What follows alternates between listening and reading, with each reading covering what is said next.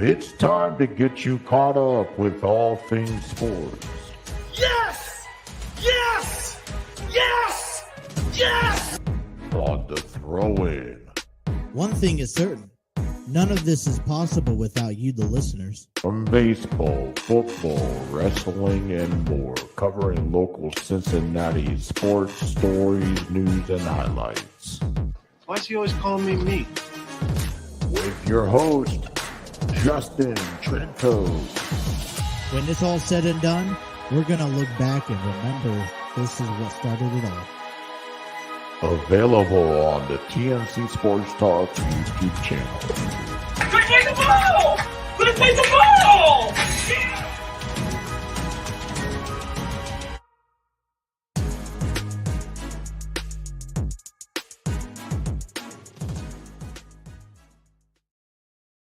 Alrighty, what is going on, everyone? And welcome to another episode of The Throw-In. It is a Friday night, February 16th, 2024. My name is Justin, and for the next 2 hours, we'll be talking, I'm going to say a lot about baseball, particularly Cincinnati Reds. That's kind of going to be our game plan of attack in tonight's episode, because spring training is underway in the sense of pitchers and catchers have reported. If not all position players have reported yet, they have to do so by the end of this weekend. We are a week away from spring training games where we can finally take a look at, ball players and how, who's going to be where. And this is not just a chance for, we talk about the chances of, all right, for players to get their feet wet, that, they should already be in condition. But they get a chance to get a couple outings in, get a couple bats underneath them. Umpires get a chance to get back out there, calling balls and strikes and trying not to mess up so badly. Same thing for coaches. As well as for fan base to get out there and for announcers to get out there and start calling ball games and get all of those, shake off all of those, the cobwebs out there. So, it's all leading up to just 41 days until opening day in Major League Baseball. Now, I'm going to say that this is dated to March 28th will be the official opening day of baseball. But as we know, the Padres and the Dodgers will open up Major League Baseball in Korea on the 22nd, a week before. So, we're just kind of getting things loose. So I want to talk a lot about the Reds, talk about the expectations we have and whatnot. So majority of this show will be about the Cincinnati Reds. For anyone who is driving in the northern Kentucky area, Cincinnati, please be safe. Earlier today, I knew that the weather was been calling for some snow.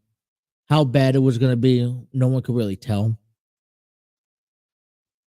But so it started actually snowing around 4:30ish, and there's a nice good blanket of snow on the floor already.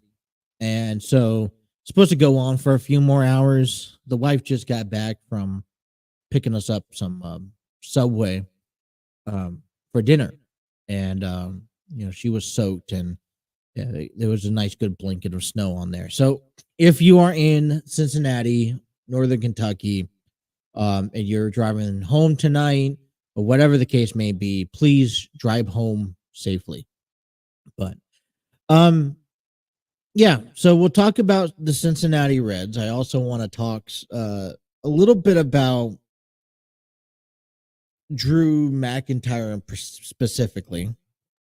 Kind of want to address the future contracts of some wrestlers that are coming up here post WrestleMania. And then, and just kind of see where that goes. Getting you guys ready for the weekend.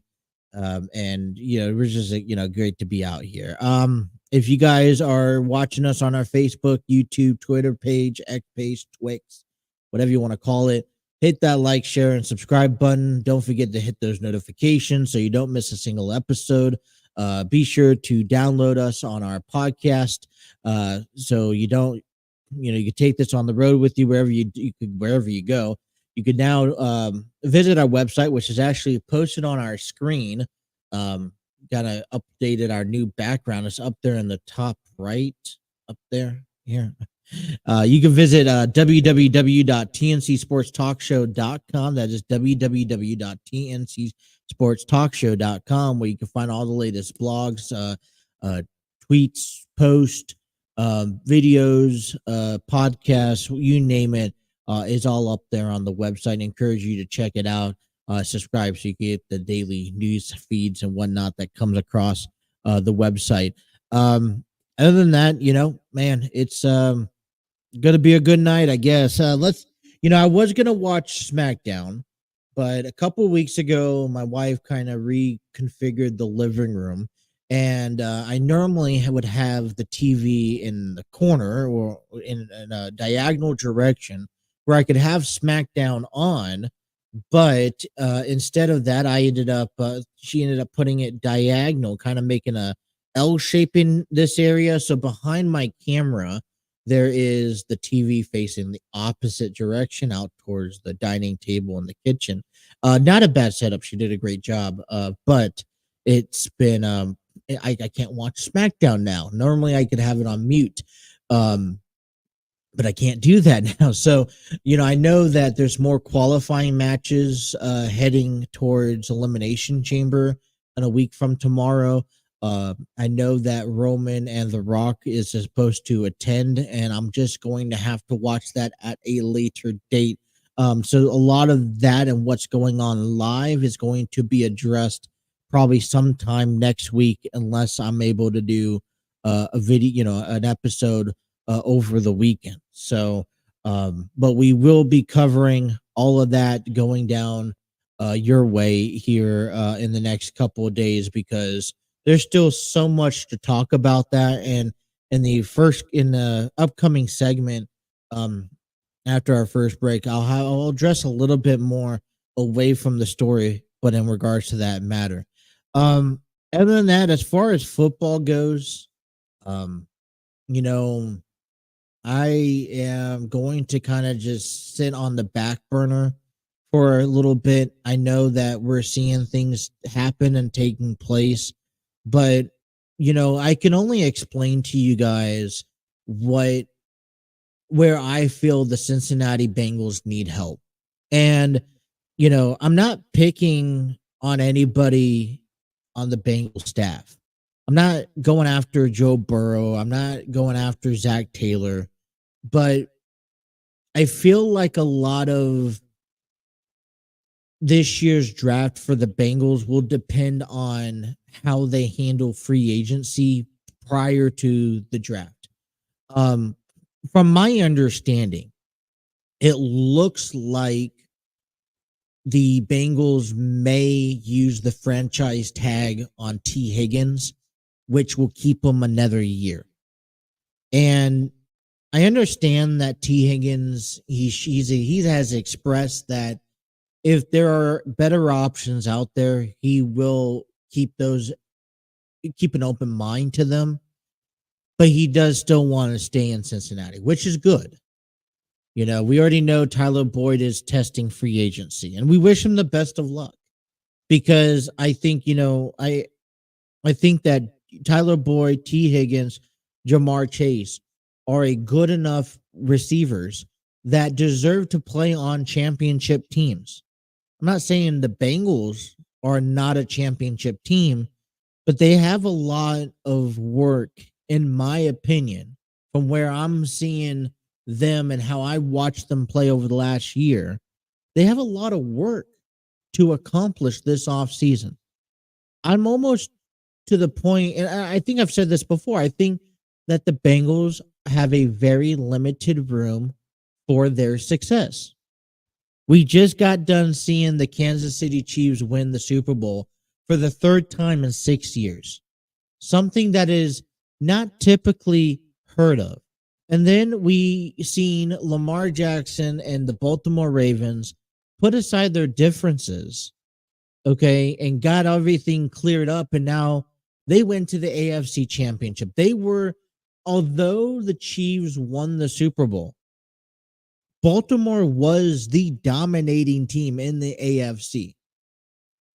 And whenever you look at a team like Kansas City or Baltimore, you kind of grow a little bit of fear in facing them, regardless if you're home and away. And I know that Cincinnati has that better record over Patrick Mahomes right now, and I get that.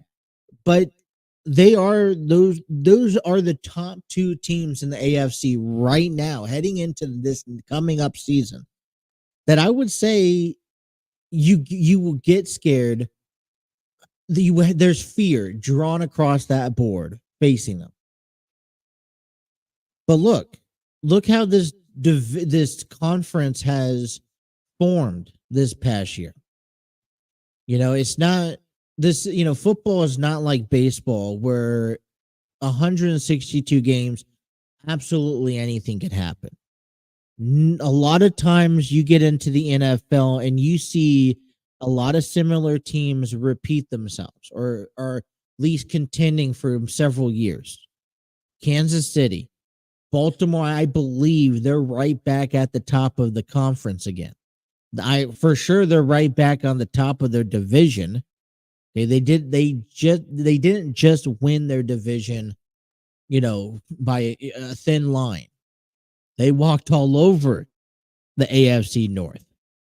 And although the Bengals had a winning record, great. You left off a positive note. Did you make the postseason? No. The Bengals were expected or had the expectation of either winning their division or having the 5th seed comfortably in the postseason. And yes, we can go out there and pinpoint injuries played a huge factor in how the Bengals, progressed throughout this past year. And I get that. But now we're in the offseason. We go back to the drawing boards. And, it seems to be the same agendas each and every year. Well, how can we better our offensive line? How can we protect Joe Burrow? We went out there and we drafted players in the years past. We went out there and we picked up free agents.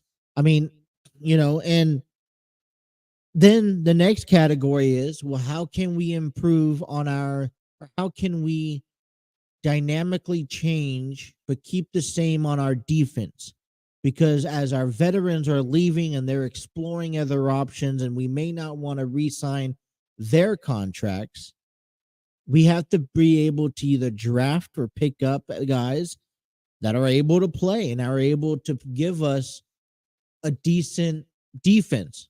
Because I don't know if you guys paid attention to the Super Bowl, but a winning team such as the Chiefs, and let's not forget about the 49ers defense, were impeccable. Probably one of the best defensive games I've seen in quite some time. And if you're the Bengals, you're looking, well, how can we be the Chiefs next year and win a Super Bowl? We have to have an unstoppable defense that could play all 4 quarters. As a matter of fact, screw it. When I was playing football in high school, they say you don't train to play 4 quarters. You train to play 5 quarters. And so we do not need a defense like they've been in the past where they dominate and they can control majority of the game. But then when it gets down to the final drive, they let them walk on down the field and let them score. The Kansas City Chiefs defense does not allow that to happen. So how can we be better than the Chiefs? Well, we have to have a better defense. And, we have a lot of good potential, young, great guys defensively. And hopefully over the next, 2-3 years, as we watch them grow up and we watch them develop, we can see a strong defensive front. But now on top of all of that, we still have wide receiver issues. I saw a post earlier this week, kind of just a joke post about, hey, let's franchise tag T. Higgins, toss on a 4th round pick in 2026, and let's trade him to the Tennessee Titans for Derrick Henry and like 10 first round picks, whatever. And, I kind of got a kick out of it because, there is a strategy of what the Bengals could and should do heading into this offseason. I think the fans could vouch that you want to keep you want to keep this dynamic trio as packed together as possible. Well, Boyd is out, so you want to keep T. Higgins, so franchise tag him. And I agree with that. But then you're going to want to either pick up a free agent or promote some of your younger talented receivers, or go out there and pick up a receiver in the draft that's NFL ready for the 3rd slot. Last month, when I mentioned there was a possibility out there that, Mike Evans was going to hit free agency. Now, it was just a crazy thought. I'm not thinking that this is anywhere near happening. But if you think about a Mike Evans on the roster, you think of, he's a top tier receiver. And I haven't really looked at at the free agent receivers. But my concern is that if you franchise tag T. Higgins, you buy yourself another year. And if you don't go back to the AFC Championship, nonetheless the Super Bowl, I doubt you keep Higgins on your roster unless you're willing to give him an unbearable amount of money, which I think you're trying to save for a Jamar Chase. Therefore, playing that scenario out for the rest of the team is very important. What do? Do you go? If you keep Higgins for another year, do you take that risk and pick up a free agent that is a top tier receiver as a 3rd slot when most of them are 1 or 2s, and you hope that 3-punch combination could get you to a championship? Or do you draft out of the draft this year, knowing that you still need help in the offensive line, and you can never hurt but picking up another defensive player? Do you offer a multi-year contract to T. Higgins so that you can draft a 3rd round pick or pick up a receiver for 1 or 2 years off the free agent market?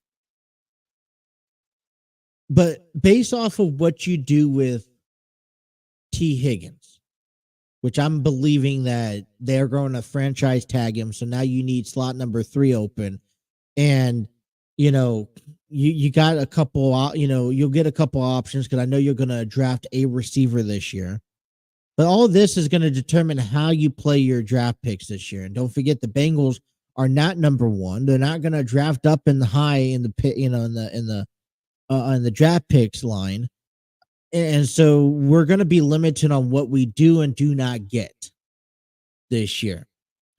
But it's going to be interesting as, for the next couple weeks as we get to the end of April and we get into the draft to see what the Bengals do. It's also going to be interesting to see what other teams do around the Bengals because, I know Cleveland wants to improve from last year. I know Houston and the Indianapolis Colts are trying to improve from last year. And let's not forget that the Chargers, and maybe I'm blowing this out of proportion, but the Chargers have probably one of the most dangerous head coaches right now in the league. Jim Harbaugh knows college football players better than anyone else. I could bet your bottom dollar he's going to succeed for the next 2 to 3 years when it comes down to draft picks.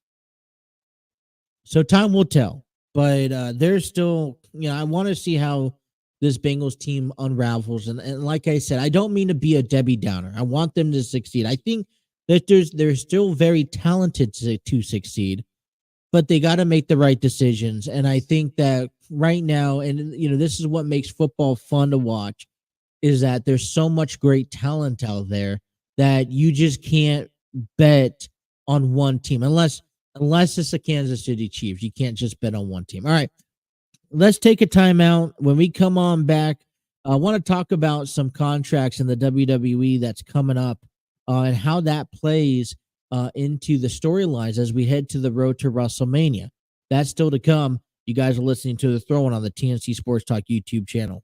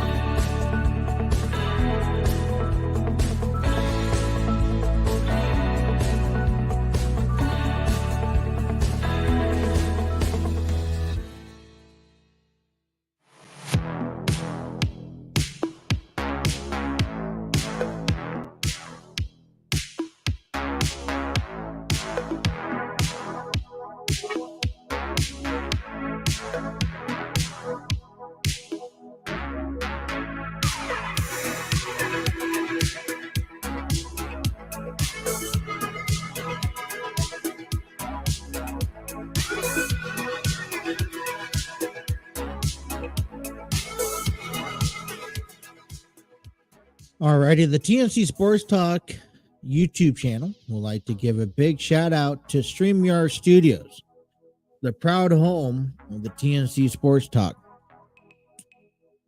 You can create podcasts, videos, host virtual business meetings, and even conduct interviews. For more information, check out StreamYard.com.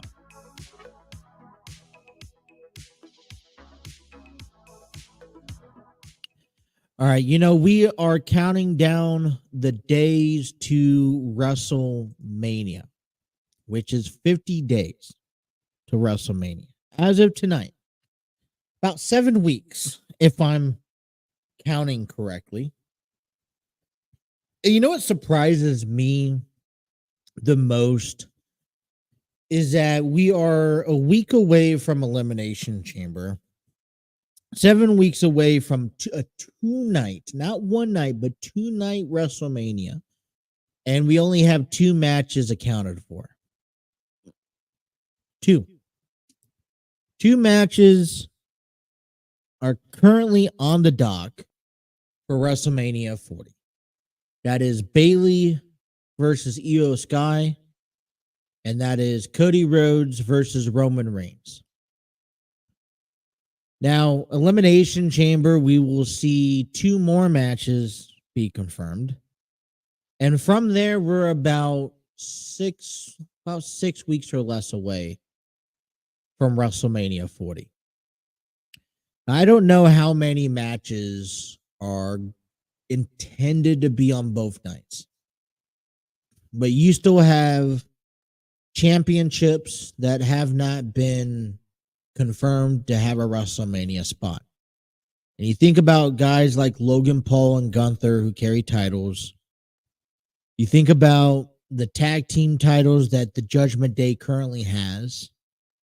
And, you think about the women's tag team titles. You think about feuds that are just generating.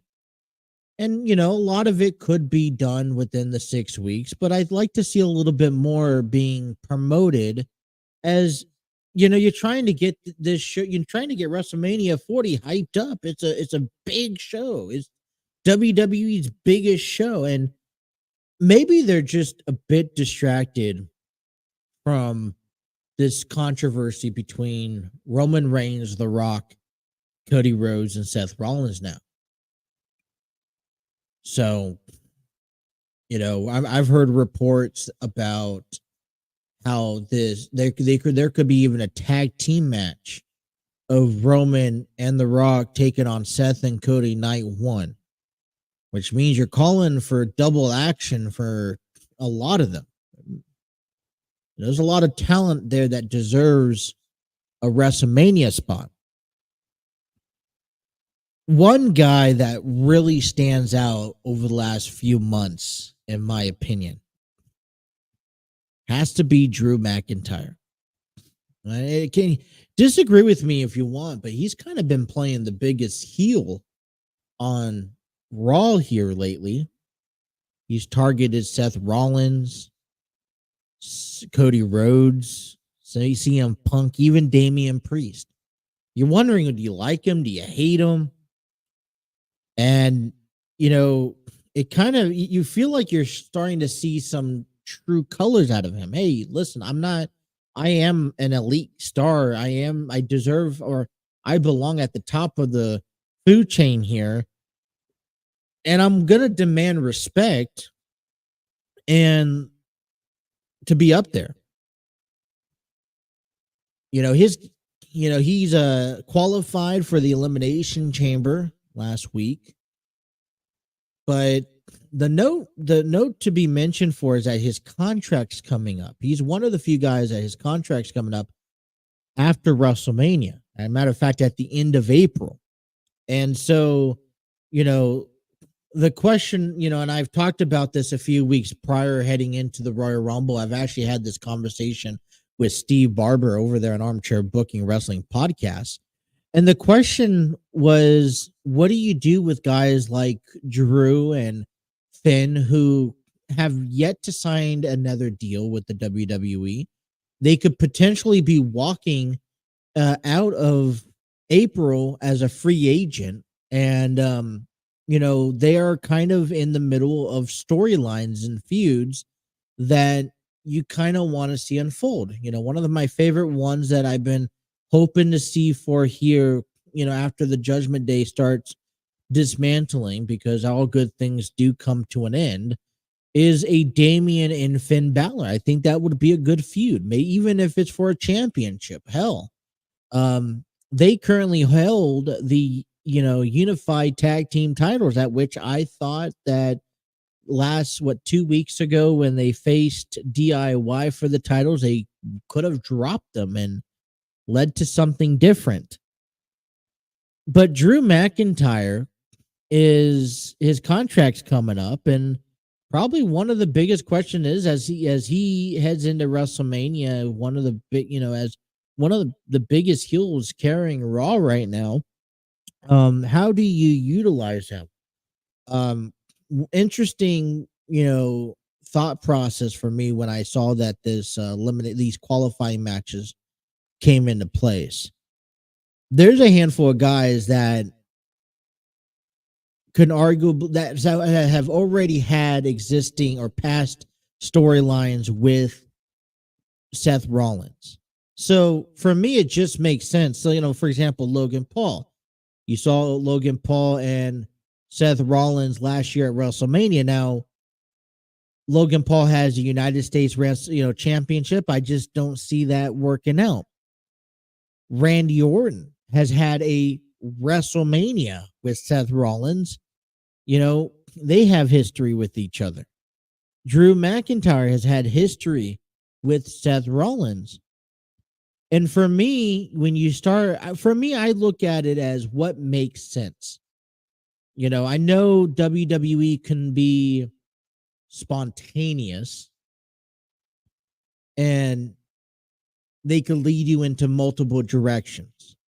But when I look at it and what makes sense to me and how a storyline can make sense, and maybe this is too plain for a lot of people to listen to, but Drew McIntyre makes sense walking out of the Elimination Chamber as the number one contender to Seth Rollins' World Heavyweight Championship. Seth Rollins is still dealing with his knee injury. And the only concern that I have is what physical condition is Seth Rollins going to be in heading into WrestleMania, even if he doesn't have a match between now and then.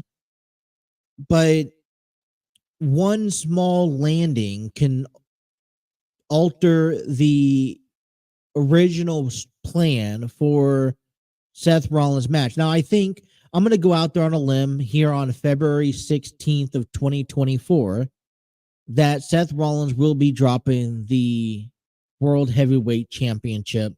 Matter of fact, I think that when it's all said and done, Damian Priest will successfully cash in his Money in the Bank contract and be Sir World Heavyweight Champion. My opinion. But how do you get to there? And when you look at storylines that just make sense, I see Drew McIntyre sitting at the front and center of that. I don't see Dominic Mysterio in winning that World Heavyweight Championship match. I don't think they'll put the title on him quite yet. Drew McIntyre is probably the closest thing that you have when it comes down to a face-heel concept for WrestleMania to challenge for that World Heavyweight Championship. You get to WrestleMania, and even if this has to be a triple threat match where Damian somewhere in the middle of the match to help Seth Rollins and carry him through that match. Remember, Seth doesn't have to win or doesn't have to be pinned or submitted to lose the match. So it could start off 1-on-1. And if something happens to Seth Rollins where he tweaks his knee again, or, somewhere in the middle of the match, Damian Priest could come running out, cashing in. We've seen it before, becomes a triple threat match, and Damian Priest takes advantage of the vulnerability of both men. this eventually, Seth Rollins then goes on and takes care of whatever he needs to take care of with his injuries. And this could also lead to a future feud between Damian Priest and Drew McIntyre, which we've seen already on Raws in the past earlier this year. So that's for me why it makes sense. A little too much. When I see Damian, I see Drew in the ring, it's kind of like, dude, they go 100%. I like what I'm seeing. There's been reports and that there's been conversations between WWE and Drew McIntyre. So it looks like they're trying to negotiate some sort of deal. But you look at right now the men that could create a good story. Maybe this feud, this storyline, whatever you want to call it, is too predictable. I say so be it. It's the execution of how it's done that will determine how great of that storyline is going to be. I could walk you through it and you can be like, well, it's just too predictable. It's one thing to talk about it. It's the next thing to execute it. And although even if it looks great it could look like garbage on paper. But if you execute it the right way, it could be something magical. You got Damian on Raw. You got Drew on Raw. You got Seth on Raw. The World Heavyweight Championship stays on Raw because, in my opinion, for now, I mean, if Cody is to go on to win the unified, undisputed WWE Universal Championship at Mania, take it off for Roman Reigns, then that title goes to Raw, but you could automatically he goes back to SmackDown because that's what the brand has. The other guy that I was thinking that makes a really good candidate for winning the Chamber is Randy Orton. And I think for me and I've said this weeks ago in the past, it's the same reason why I nominated him for winning the Universal Champion, the WWE Universal Championship off of that Fatal 4-Way match at the Rumble to head to WrestleMania and face Cody Rhodes. And I thought that was a logical storyline, and we didn't see that. So this is his second opportunity. Now, listen, I would be second to motion if I got a chance to see John Cena versus Randy Orton one last time at WrestleMania, especially. I would, hands down, drop whatever you're doing. Let's go for that. But I realize, listen, Randy Orton has that feud with Seth. He's had a champion, he's faced Seth Rollins before at Mania. And Randy I don't feel like Randy has much time in the ring left. I don't know. And I'm taking it for what I see it. He's had a couple major back surgeries done. Not one, not two, but a few of them. And this is why he went off, for the last 18 months trying to recover. And, I'm not, he has probably the best trainers, the best surgeons, and the best therapists to help him recover and to get back into a shape he needs to be into. But I've also had recently a back surgery done, a fusion to be precise. And, we're coming up on 3 months and I'm still struggling myself. Now, I'm not Randy Orton, but, either he's done one incredible job on selling, or you can see that matches limit him. The time of a match limits him in the ring and his ability to move. He was, from what I saw last Friday night, was it last Friday night? Yeah, when he qualified for that Elimination Chamber match. What I saw out of Randy Orton was that he was holding his back generously. And so I just feel that his time is coming near, and we may not have the same opportunity at next year's WrestleMania to have that one moment. Now, I don't, like I said, you don't have to have a Drew or a Randy win the title. Like I said, you have Damian, who has the Money in the Bank briefcase, to make it a triple threat match. But, it's just a thought out there. But I see Drew. I mean, this is going to be the same thing for Finn. It would be, I just don't see Drew going anywhere other than the WWE. I can't see him pick up and appear on AEW or even Impact Wrestling.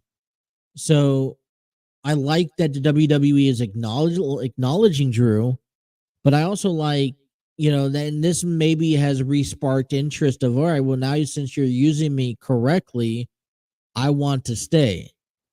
But for me, that's where I like to see WrestleMania headed, which means you'd have to be pretty close to coming up with a deal with Drew, because this is a feud that ends up taking you into SummerSlam. Hell, it even takes you into Survivor Series if all the cards are played correctly. All right, when we come on back, I don't know. We'll transition to some baseball conversations here. Thank you guys for tuning in to the Throwing on the TNC Sports Talk YouTube channel.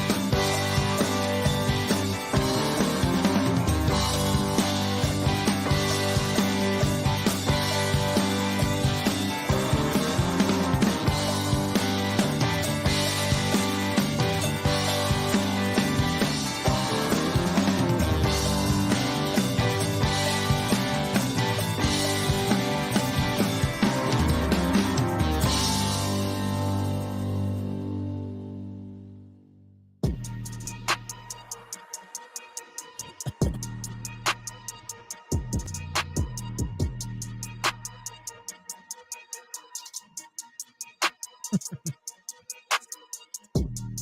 right, welcome back here on the throw-in bottom half of hour number 1, and it is baseball season, you guys. I can't be more excited. I hope you guys are too. Hour number 2, we'll talk heavily about the Cincinnati Reds. I want to know what your expectations are for the Red Legs as they enter in another year of baseball here. When you talk about baseball, what's been gaining a lot of popularity here lately has been the banana belt baseball. You can find them on there you go. All right. Hold on one second. Let me see what I'm looking at here. Because I was getting some glitches on my laptop during the break. So I jumped over to the YouTube on my phone to follow up. And what I noticed, let me see here, because what I've noticed was that we saw a lot of I sort of noticed banana baseball coming back on. So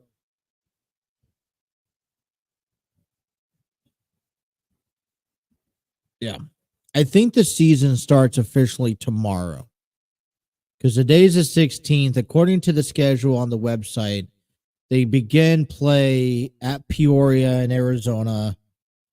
So this is all just kind of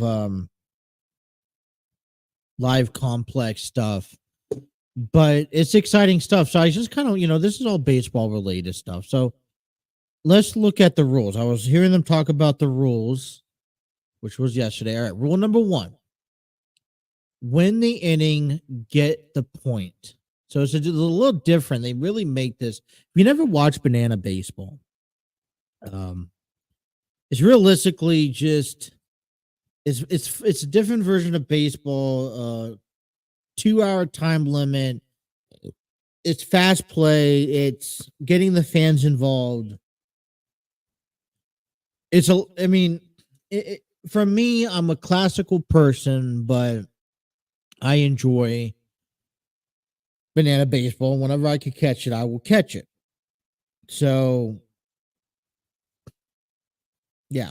Anyways, so rule number 1, win the inning, get the point. Every inning is worth 1 point. The team that gets the most runs in an inning gets a point for that inning, except for the last inning where every run counts.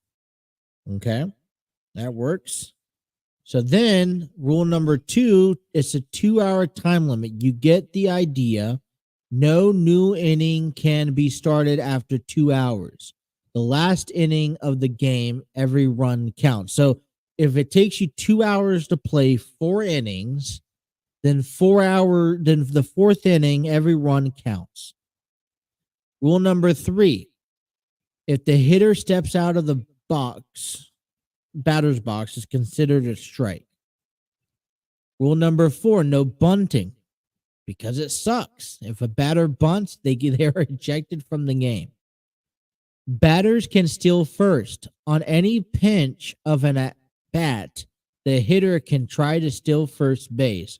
This can happen on a pass ball, wild pitch, or any time a hitter chooses. So if you're hitting and you're down 0-2 or you're down 0-1, and the ball, you think, hey, the ball gets away from the catcher and you want to take your chances to go to first base and you make it safely, then cool beans, steal first, which is something interesting.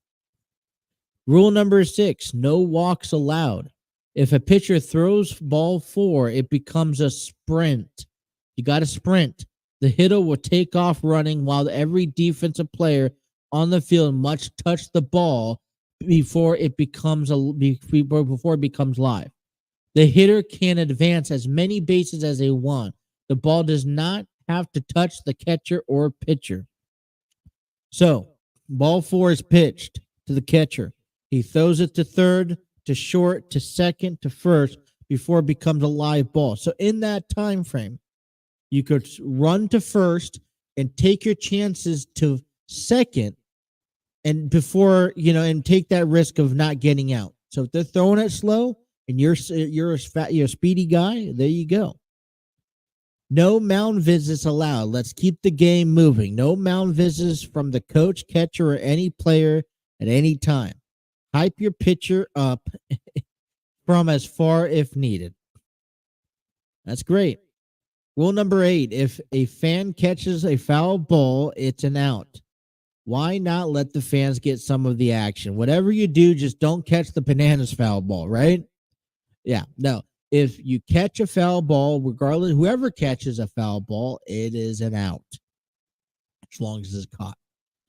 Showdown tiebreaker. If a game is tied at the end of the 2-hour time limit, the game will go into a showdown tiebreaker. In each showdown, the hitter must score. If they score, it's worth 1 point. If they get out, it's worth no points and is called a showdown shutdown. Round 1, pitcher, catcher, and 1 on fielder versus 1 hitter. All right, so let's say that you have the pitcher, you have the catcher. Let's say that 1 fielder. This is if it's a tied ball game after 2 hours. And it's good understanding this, because if you're going to head over to YouTube and say, hey, I'm going to watch this game, you might also understand some of the gameplay. So if this is the showdown, you're done 2 hours, it's completed, and you get round 1 is a pitcher, a catcher, and then you get 1 fielder, right? That fielder could be placed anywhere versus 1 hitter. If that fielder is playing over more towards the right field side, and the hitter hits it to the left field side, he has to score all 4 bases before that ball gets back in. Round 2 is just the pitcher and catcher versus 1 hitter. Round 3 is it's a pitcher, a catcher, and 1 fielder versus 1 hitter with the bases loaded. That's crazy. In the final showdown, every run counts as a point. If no team has won after 3 showdowns, they will continue with bases loaded on 1 fielder until 1 team has won. If at any point a home run is hit over the outfield wall, it's a walk-off win and the game is over. Simple concept. The banana ball challenge rule, and I think this is interesting. In banana ball, each team is allowed to challenge the one ruling on the field. The coach of each team will have the challenge prop / item that they must throw / shoot onto the field before the next pitch for the play has been the play to be challenged. The play will be reviewed by the broadcast, and the call will be replayed to the umpire field chief to make the call. If a team wins a challenge, then the call is overruled, the team will retain a challenge for later in the game. If the call is upheld, the challenge is inconclusive. They will lose their opportunity to challenge the rest of the game. You can challenge from the first inning to the last inning. 3 categories of challenges. You can challenge a foul ball if it's foul or fair. The force or tag play calls, catch plays in the outfield or infield. A fan can challenge a game. In addition to each team challenge, the fans will have 1 opportunity to challenge a ruling during the game. Prior to the game, the fans will choose 1 fan to represent them. The fan representative will have the opportunity to challenge 1 play a night. If the fan representative chooses to challenge, the fan will shoot off confetti and hold up the fan challenge sign to make it official. Last but not least, okay? 1 time a game, it's called the golden batter rule. 1 time a game, a team may send any hitter in the lineup to bat in any spot. The goal of the rule, your best hitter can hit when the game is on the line. Examples, due up in the ninth are the 6th, 7th, and 8th. The 6th and 7th make it the first 2 outs.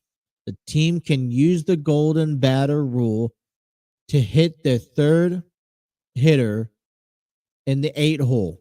The number third reaches base. The 8 hole would stay in the game, but he would not hit. The next batter will be in the 9 hole. If the number third hitter was on base and his spot is up in the lineup to bat, then the number 8 hitter would become the pitch runner. Also, if eligible, the designated pitch runner could run. The golden batter could technically hit back-to-back in one inning if the team chooses. All right, so let's break this down a little bit. If you are 1, 2, 3 up in the inning, you have the bases loaded, nobody out. Your number 4 hitter hits, he strikes out, let's say.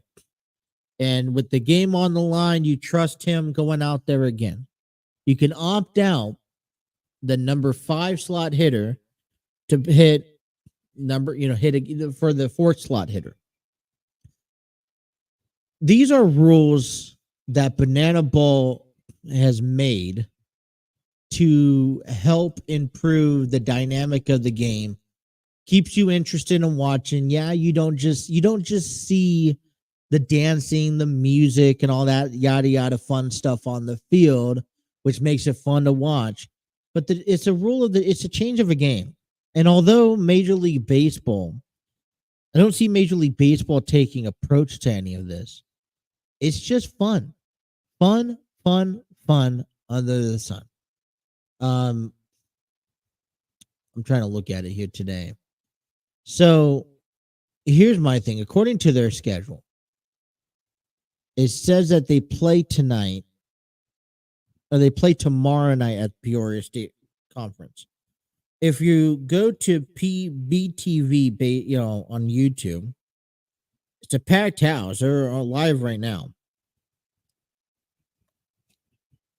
And it says Mariners Spring Training Stadium. It's a world tour. I don't really I don't really see anything indicating if it's a game or not. I mean, probably it is. I don't know. But I ran across that today. I was like, you know what? I got to give you guys that. I got to give you guys that. That breakdown, because baseball is baseball, man. From independent league, baseball league, they're playing tonight. Game tonight. That's what I'm thinking. So, but they're taking a trip. They're in Peoria, and it's a lot of fun.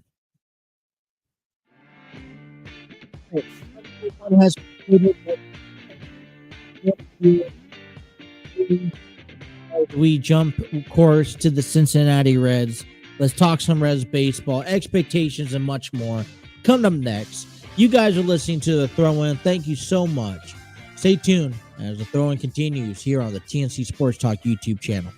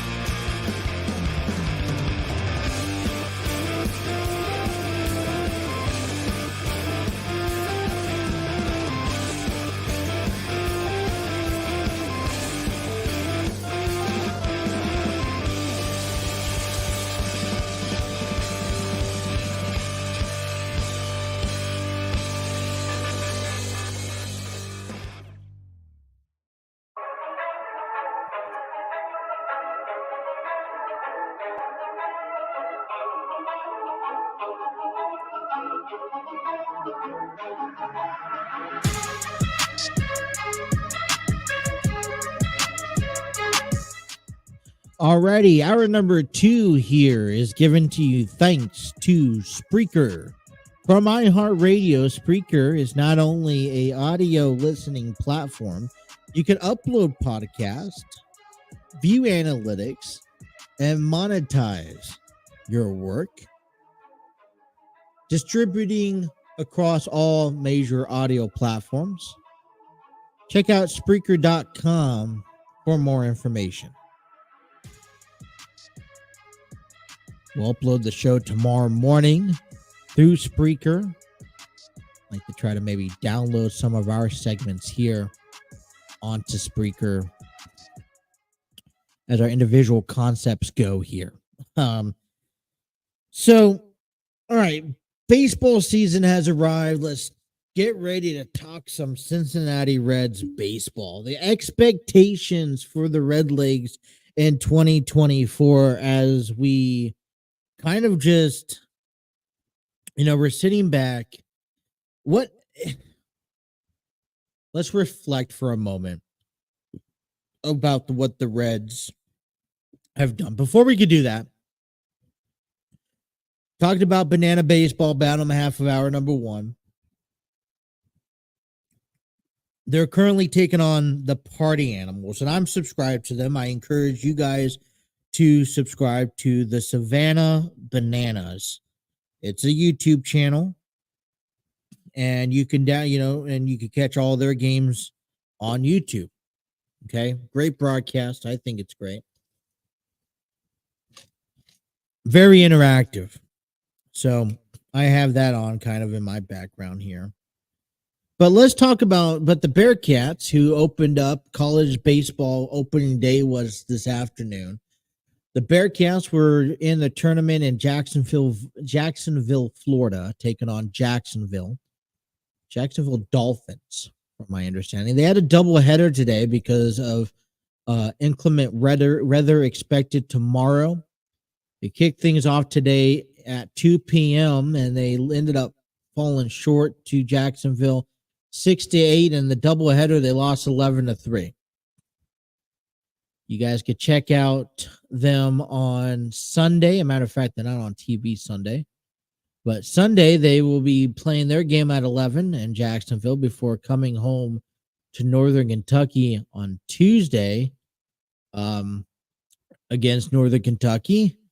First home game on the season. So if you got nothing to do, you're in the area, want to check out some college baseball, just baseball nonetheless, check out the Cincinnati Bearcats. Head on over to Cincinnati Bearcats baseball website.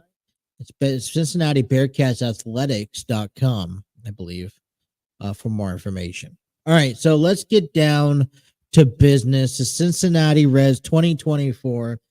And I want to start off by just saying the Reds have definitely showcased a lot of potential last year. And I think the Reds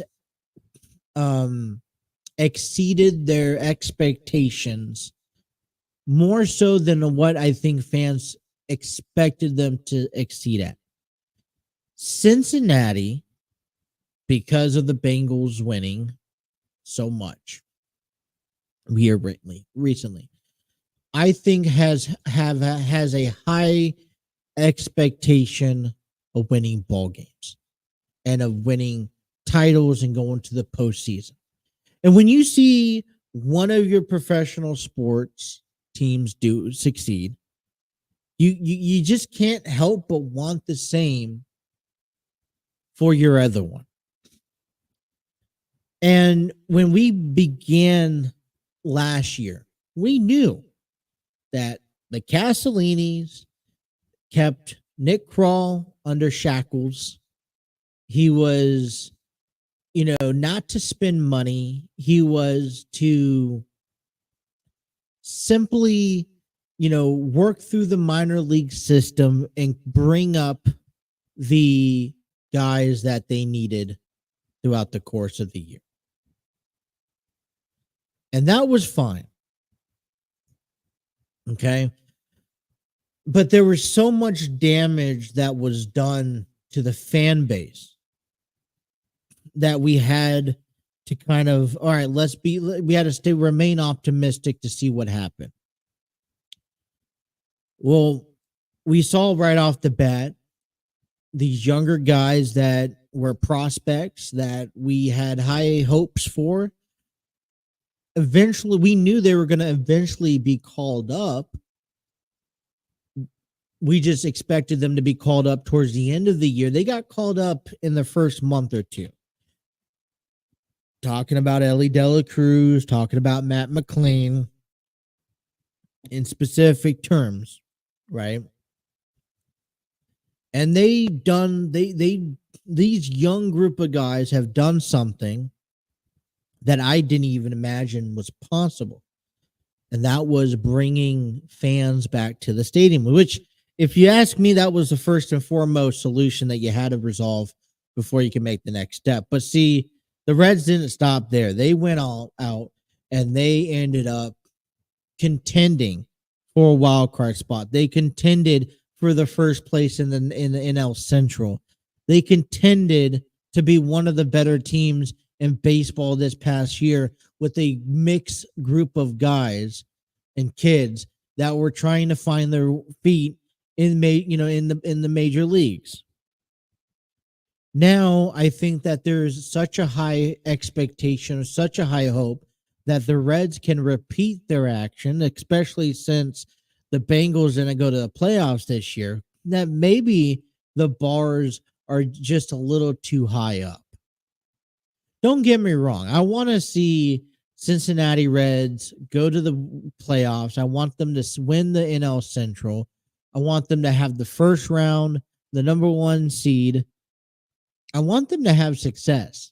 And I think they have a young, talented group that's mixed with veterans and rookies that they can actually do that. And if everyone stays healthy, if everyone does their job, I think they can. And from what we're hearing early on in spring training is that they came from one game of making it to the playoffs. I think that itch wants them to get over that hump. And I hope that as we go throughout the course of this year and we see these kids develop even more, that Nick Krall and the Castellinis will only improve or want to improve that status. Say, hey, we have a interesting ball club. How can we make it better? And we talked about this throughout the offseason of things that the Reds could do to make this roster better, adding to starting pitching, loading up that bullpen. Well, and adding a couple power hitters, especially a couple right-handed power hitters to the outfield. And what we've seen so far is a bit of a dynamic and not what we are wanting, but we can understand that with the budget, with how the Castellinis run their ball club, this is the best that we're going to get. We saw the Reds add additions like a Jameer Candelario from Chicago, Nick Martinez. I remember back with the Padres. We're taking a risk on a Frankie Montas from the New York Yankees, Emilio Pagan, from Brent Sutter. So we're adding those, these veteran guys, okay, who's been around the league. When you talk about a guy like Brent Sutter, he's a relief pitcher in Colorado, puts up some great numbers. A lefty guy who could probably keep us in ball games late going on throughout the year. You're seeing, when you see a Nick Martinez or Emilio Pagan, these are guys who have held their own with the Padres organization for years on to come. Emilio Pagan, nice and steady. Frankie Montas, expected to be in our rotation this year. He's a veteran that we're hoping, hey, a change of scenery, he can actually perform well. So we don't have the Cody Bellingers, we don't have the Shohei Ohtani's, but we have the guys that can hopefully help us or teach us or guide us through the next 180 plus games, the next 7-8 months of the season that we have to endure. And it's what makes us exciting. The only thing, there's two things that I wanted that we need to see change. We talk about how can the Reds, what can they do this season to improve? Well, and I was looking at this. These are expectations. Okay. I'm looking at, on a pitching note, there's 4 things that catches my eye. Okay. We got to keep the ball on the ground, you guys. Can't let up home runs. It's just impact. We're not going to win ball games when we go, when we put the ball in the air. Put the ball in the field of play. Let our defense make the plays, but put them on the ground, you guys. Less walks, please. I mean, I think that's warranted. Okay, we can't, when we walk, we can't be walking in base, the runner from third, with bases loaded. We have to be able to capitalize on our opportunities. Let me put it this way. We don't have a rookie rotation no more with our starting pitchers. Okay, I'm looking at this right now. Frankie Montas is a veteran. Okay, Hunter Green is a veteran. They marked down, let me see, Andrew Abbott. He's in a pre-arbitration conversation. So is Graham Ashcraft, assuming Nick Lodolo as well. Okay, but here's my thing. We do not, other than maybe Andrew Abbott, Brandon Williamson. Looking through here, Connor Phillips, Lyon Richardson. We're not we have veterans in our rotation. Now, could the Reds always use an improvement and pick up another quality pitcher? Yes, but I think that will come under depending how our season will be put together and organized. So, throughout until the trade deadline. What I'm expecting out of the Reds are 2 things. 1, pitching. Our starting pitching are not rookies no more. They're not sophomores no more. They've been in the big leagues before. They've understand the pressure and the situation that they were in. Just 2 years ago, they were coming up, and you know what? They had to fill on a tall task of, putting up numbers that, Luis Castillo and Sonny Gray was unable to because they began the season on the IL. Well, guess what? This is their team now. They have full-on control. They need to find a way to stay healthy, and they need to find a way to be consistent with the amount of innings they're putting up. We're talking about a solid 5-6 innings. We cannot allow our games to get to the bullpen early on when we're talking about 3rd, 4th innings. It cannot happen. Not you gave, Hunter Green that contract extension, which gives him $3.3 million this year. You're asking a veteran pitcher to go out there and give you lights out work every 5 days. We're paying Frankie Montas. Okay. We're paying Frankie Montas $14 million to go out there and to have a bounce back career from what he has had with the Yankees. We want Nick Lodolo and Graham Ashcraft to step up a bit. And I want that too. Yes, there's going to be room for Andrew Abbott and Brandon Williamson and Connor Phillips to all get their chance at the major league. And we have to provide that separation and allow the back 2 of that rotation for those new young guys. But we have enough starting pitching pitchers right now that we just have to hold them accountable, or else this bullpen's going to be eaten up with innings early on in the season. They're going to get tired, they're going to get hurt, and they're not going to be able to outlast anybody. So there's just no way that we just can't allow that anymore. All right, so consistency out of our starting rotation to allow our bullpen to do their jobs, to set up and close.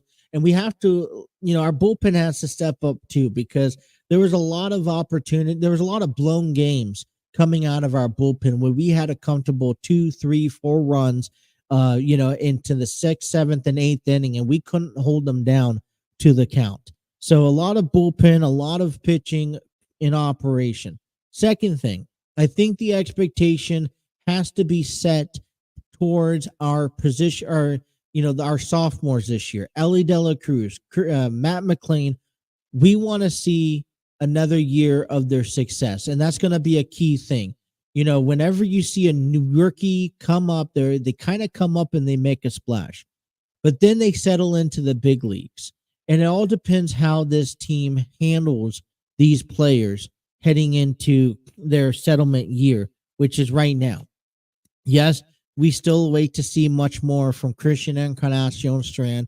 We still wait to see from Noelvi Marte. But we see guys like Ellie De La Cruz and McLean, and we have such a high expectation from what they had from last year that maybe it's time.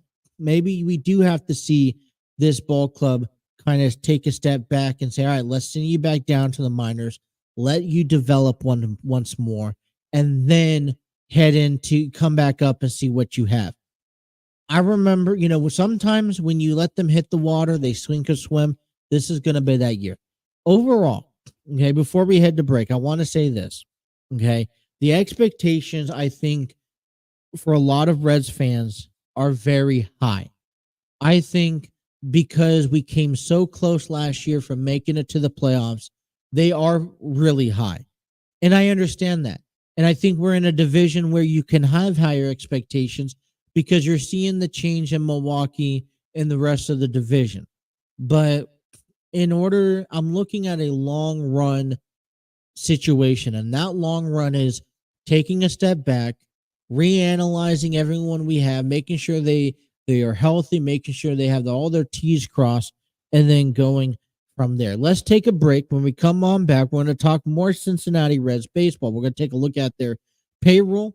We're going to take a look at their spring training, where we can see their, what we can see happen and take place. I got 4 former Reds that we may regret not keeping.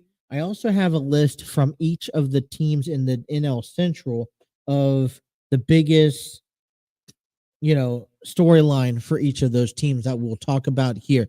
That all is still to come. Hour number 2. You guys are listening to The Throw-In on the TNC Sports Talk YouTube channel.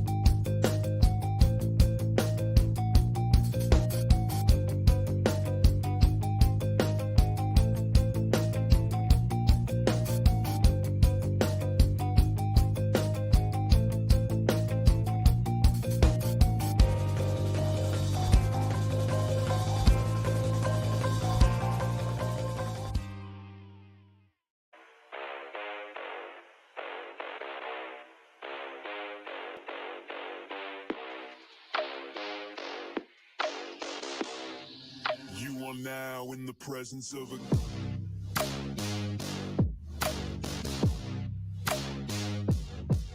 king.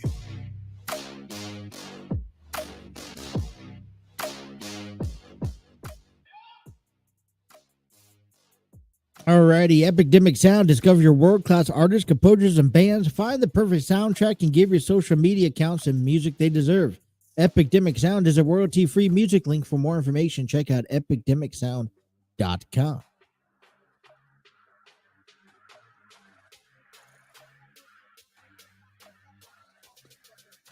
are now in the presence of I gotta sneeze. All right, like I said, SmackDown's going on right now. Roman and The Rock should be on at any moment if they're not on already. And but I'm saving that until probably afterwards. I may catch a little bit of it and see what happens. But I want to continue talking Cincinnati Reds baseball here as here's what I gotta say. Watching Banana Mode too. So I guess got a lot of things going on here. But Cincinnati Reds baseball, as pitchers, catchers already out there. A lot of kids are already out there taking the field. And now it's time for position players, and spring training games officially begin next Saturday with the Guardians and Reds to kick things off. And as we head into spring training, like I said, listen, I'm not trying to bash on the Cincinnati Reds, and I'm not trying to sit here and put them down. But and they played with a lot of heart and passion. You know, like I said, the expectations we had for Cincinnati heading into the season was not the expectations we, was not the expectations that we saw, right? I think we're set to just bypass another year because there was just no moves being made. No one was picked up. No one was added on. We banked off of minor league prospects that we believe that we're still 2-3 years away, but they're up in the major leagues now.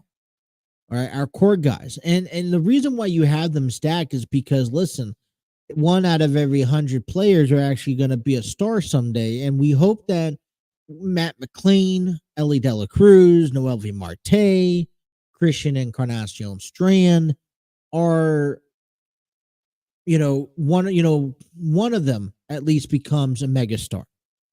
And, a lot of times you get brought up as a rookie.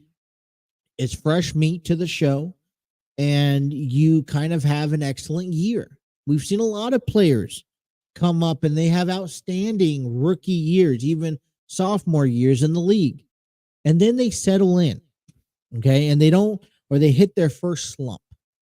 And it's all how I think a team handles a player's first slump on how I think, they will progress into a player they could be.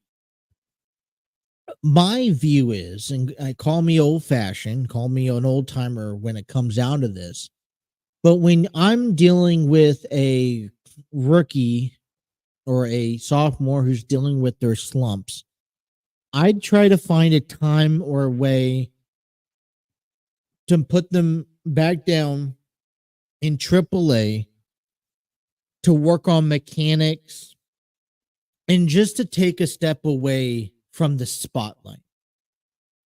And then they could come up in a couple weeks or in a month or two and reevaluate their situation. I feel like a lot of players get thrown to the, deep end of the pool, sink or swim version, and that's all they have to offer. And so that's what I'm a fear of. There's a lot of expectations. I think a lot of people have high expectations of Ellie De La Cruz. And I think one of the things that worries fans is that he put up a 243 batting average after the first month of being called up. And, that's I think that creates a lot of controversy. So,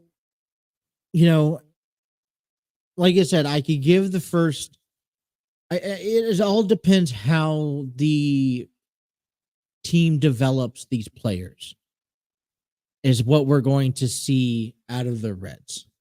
And I don't, maybe we're listening, as a fan base, we're rushing them to be successful.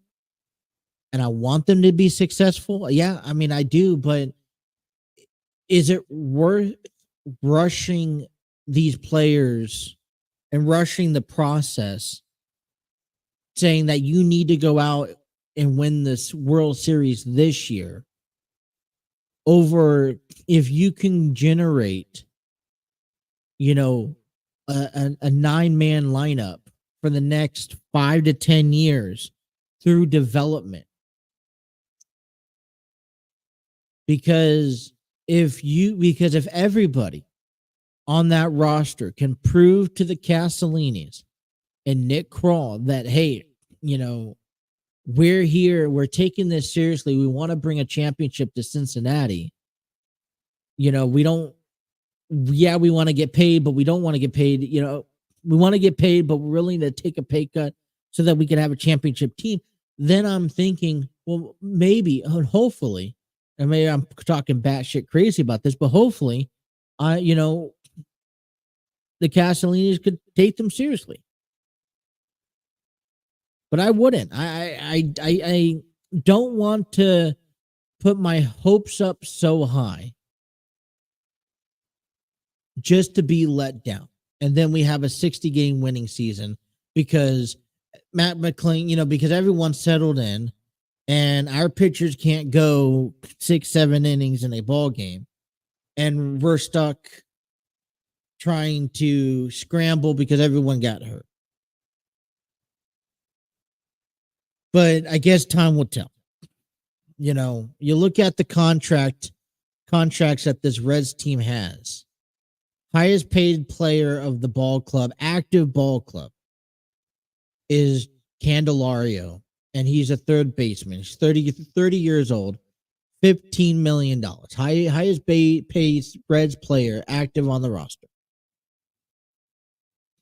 Then you get Nick Martinez, Frankie Montas, Emilio Pagan, and you're going to get Candelario for 3 years.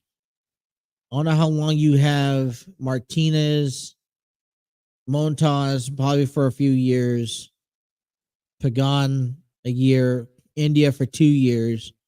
That's $4.5 million, or 3.8. And then you see Hunter Green, which is the only person I think we're going to be sticking around for a while. That's 3.3. You don't even have Tyler Stevenson. Yeah. So a lot of other people are on pre-arbitration agreements ending into this. I don't know. Not necessarily a big fan of this. So I told you here that there were 4 players that I think the Reds would regret the most that they did not keep. And I'm going to go through this list. The first player on my list is Vladimir Gutierrez, who's been has been let go. He's trying to test his free agency side. I don't think he's picked up with a team yet, but he's definitely worked out with a couple teams. Number 2 is Harrison Bader, who was picked up by the Reds in the September call-ups when Angels dumped him, and we picked him up off of waivers. Nick Senzel, who actually had a bounce back year last year, and Ben Lively, who I think recently just left. When I look at these 4 players, I don't think we got a fair chance at looking at what Vladimir Gutierrez was able to bring to the table. Yes, he got hurt right away dealing with Tommy John issues. I just don't think we bounced back from there. That one's a hit or miss for me. because a lot of times, and this is from me understanding the past track record with the San Diego Padres when I was living out there and I was following Padres baseball, we'd pick up players and even veterans. I remember picking up Luke Weaver, who, no, it was the other Angels, Garrett Richards, who ended up coming over to the Padres, jumping on the Tommy John surgery, never bouncing back. And time again, Padres will sign players needing Tommy John surgery, thinking that they would be able to make a bounce back, and they just didn't. And maybe we didn't give Vladimir Gutierrez enough time to determine that. But I think this Reds team was ready to move off of him regardless, because as we see Abbott and we see Brandon and we see Connor, along with the guys that we have already up there, I still call them the Elite Three, and Hunter, Graham, and Nick. Where does Vladimir Gutierrez fit in the rotation? I just don't see it. And I think we even tried him out there in the bullpen, and it didn't work. Ben Lively, I just haven't seen enough of the kid to really make a determination. Harrison Bader, I got to tell you, he was a right-handed hitter. I didn't see why we couldn't at least make an effort either in Hunter Renfroe or a Harrison Bader. I don't feel like Nick Krall did his due diligence in attempting to keep one of those two guys, because they're right-handed batters and they provide a lot better pop, in my opinion, than a Spencer Steer out there in the outfield. But the guy that I think really upsets me, and I have completely changed the thought in this asset, is Nick Senzel.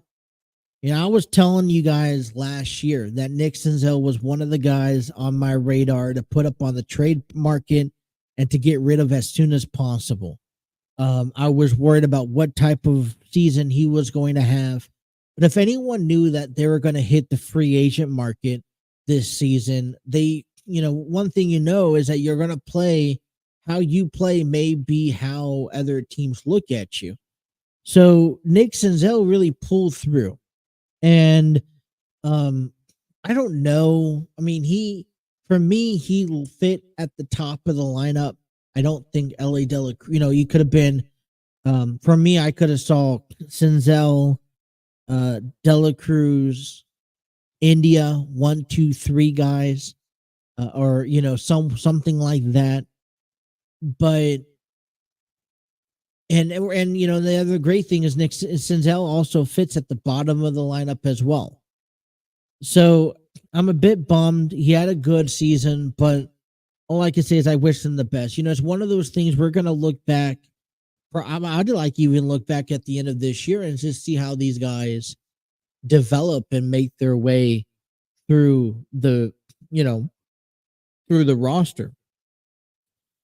When we come back from our final break, I'm going to take a look at the number one storyline from each of the 5 teams in the division, as well as how I can see spring training kind of just playing out. Bottom half of the program coming your way. You guys are listening to The Throne on the TNC Sports Talk YouTube channel.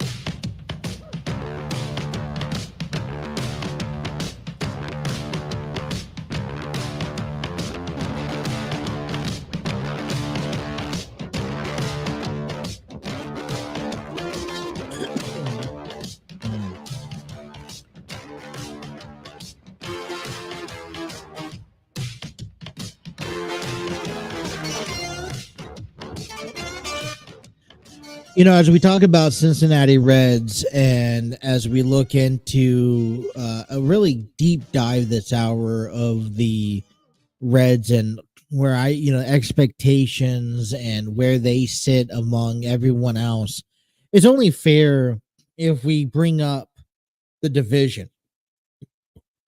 Before we do that, I just want to kind of pay our condolences.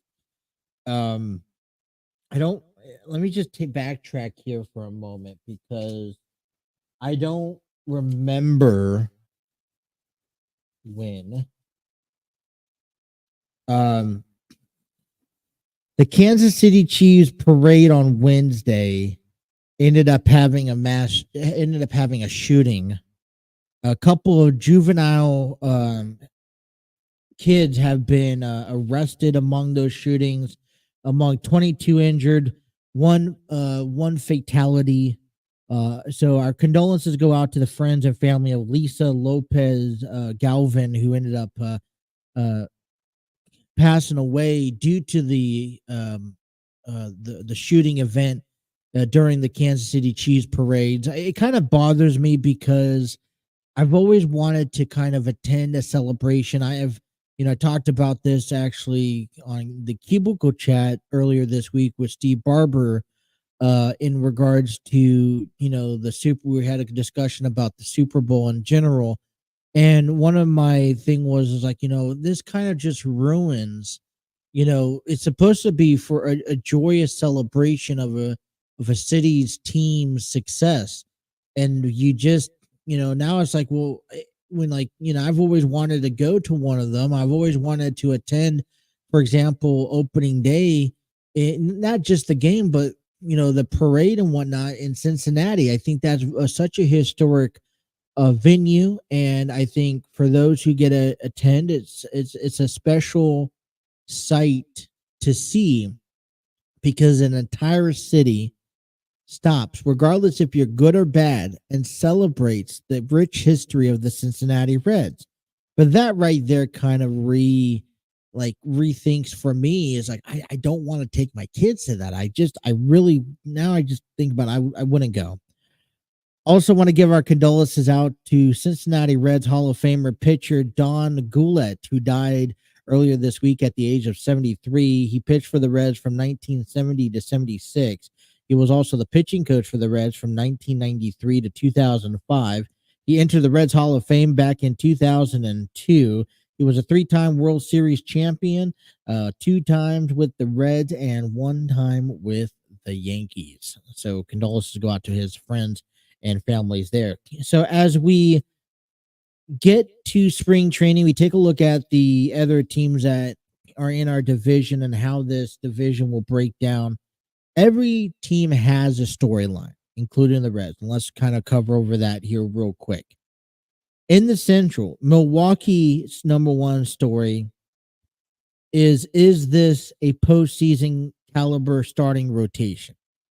And low key, Milwaukee is trying to restructure their team piece by piece, trying to get rid of all the unnecessary contracts, all the big ones that's going to end up eating you up in the next couple years, bringing in, new guys. They just sent Corbin Burns, which is, it's a relief for us.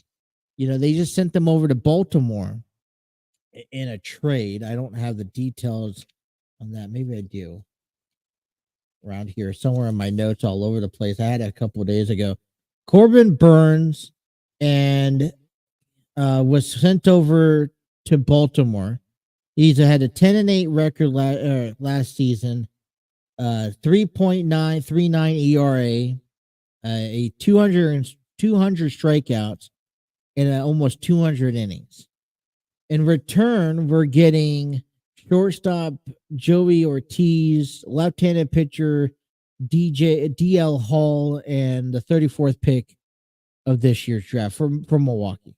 And I'm like, oh, okay, now you're resetting. But here's how that rotation looks, right?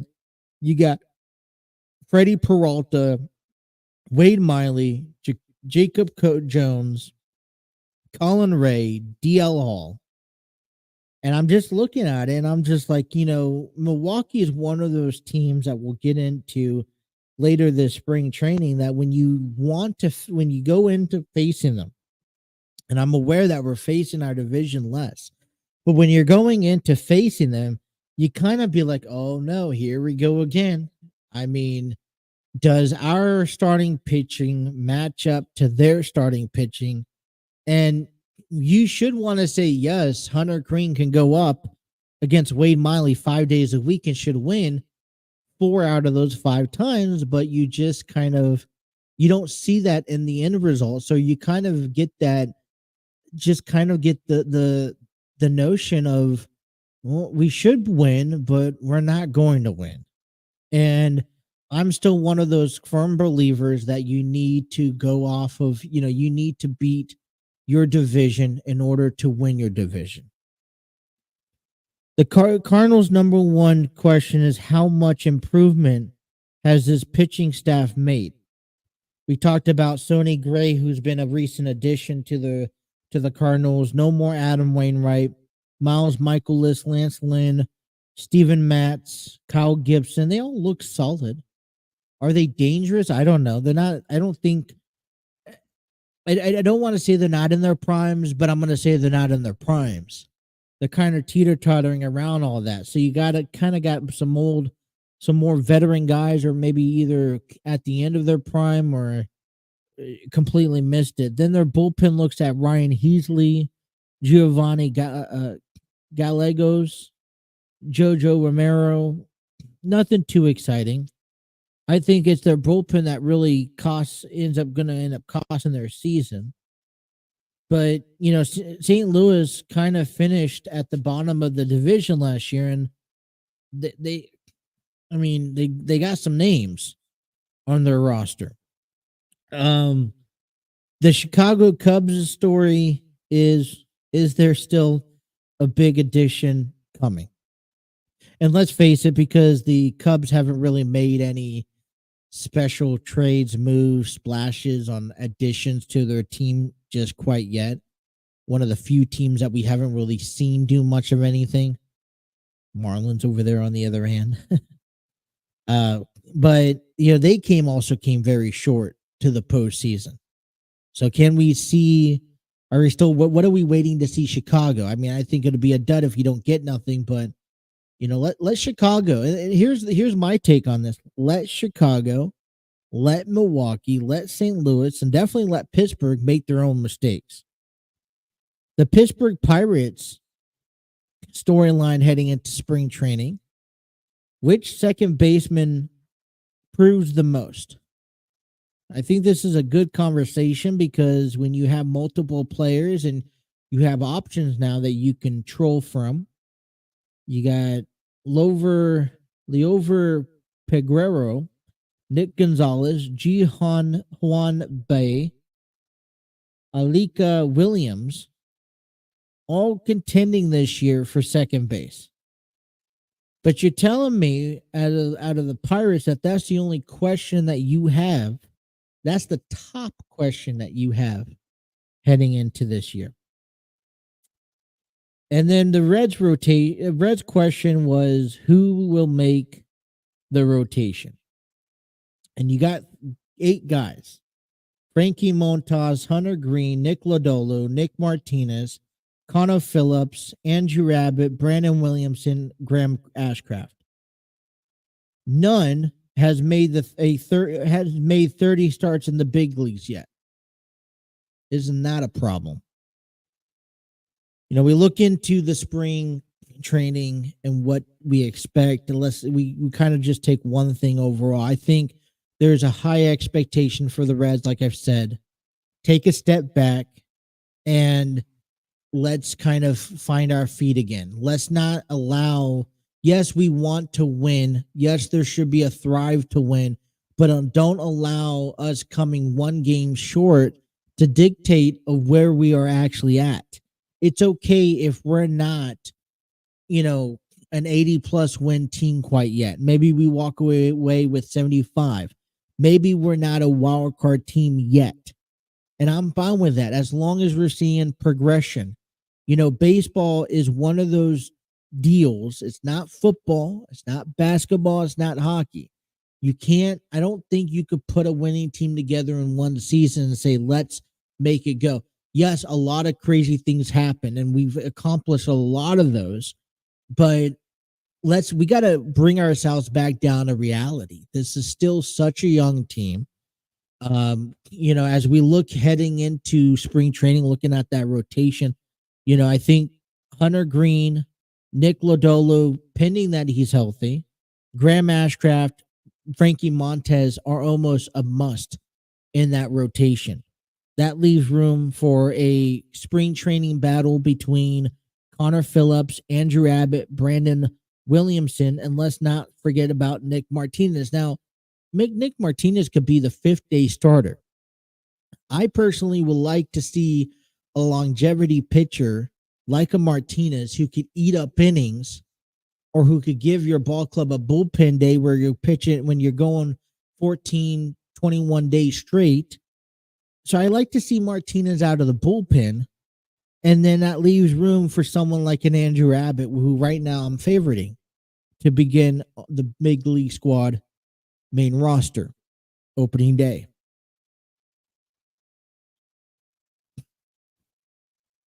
When we look at our position players, I know Spencer Steer has been moved out to the right field. Jonathan India has signed that multi-year contract. I say Jonathan India, this is what it does to Jonathan India.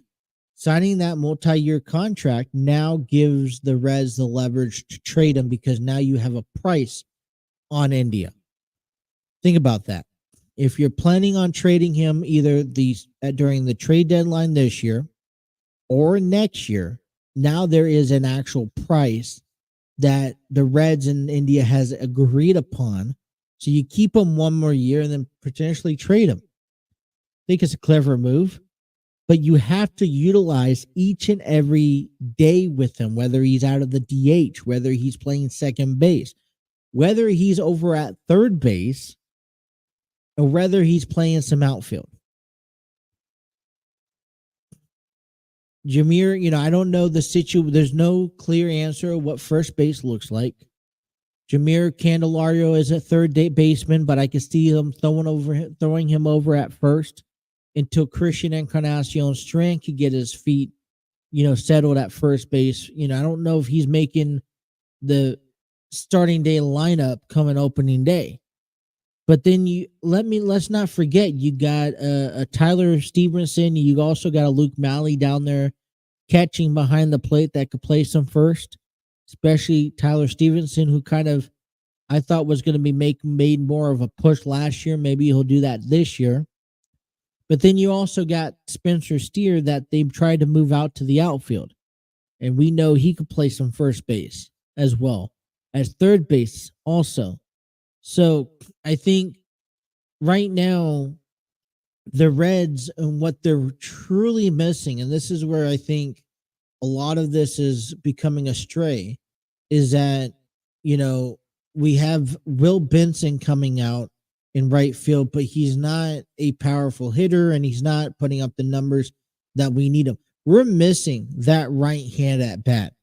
And we're trying to implement a Jonathan India and a Encarnacion Strand and a Spencer Steer into those right-handed powerful at-bats that I think we need to go out there and still find. And I'm not saying that is the only piece we're missing in the course of this season, but it's probably the best that we're going to be able to do. I'm expecting spring training for, David Bell to take advantage of a lot of those scenarios of how this roster and how people could play different positions to take advantage of. So don't be surprised if we see Jameer Candelario play first and we see Noel V. Marte play a lot of third. Don't be surprised if we see Spencer Steer play a lot of outfield along with India. from time to time. That's what spring training is good for. Like, I think